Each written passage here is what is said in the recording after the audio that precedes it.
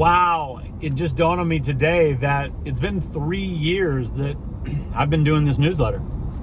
Started April 2020, right after COVID lockdown started, and I was at Rasa in the day-to-day. I felt like on one hand, I needed to better understand our product and use it as I talk about it with others. So that was one catalyst. But the other was I found myself being just less and less interested in social media, kind of getting a little jaded on it. But I still wanted a way to keep in touch with people and keep people updated on what I had going on. And the idea of email was intriguing to me, a list that I own as opposed to the recommendation algorithms of Facebook and Instagram and determining who gets to see what. This is something that goes to everybody.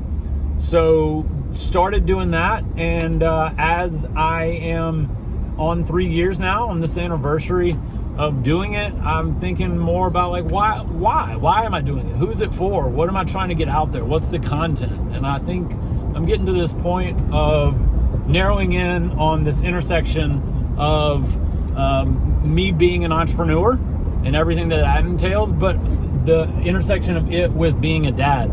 And it's interesting, I continue to be amazed at all the things I've learned from entrepreneurship that pertain to being a dad, and the things I've picked up along the way being a dad that helped me out with being an entrepreneur.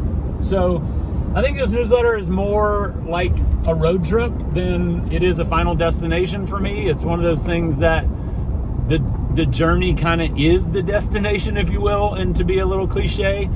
And so I appreciate you guys being along with it. It's just like a road trip. It's always more fun to have people join you and ride along than going by yourself. And that's kind of what this is, the lessons learned along the way.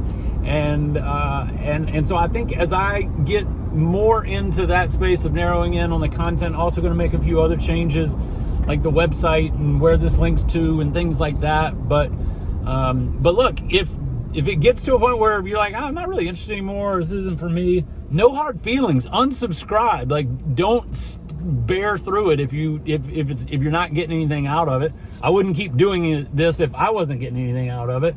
So no hard feelings on that front.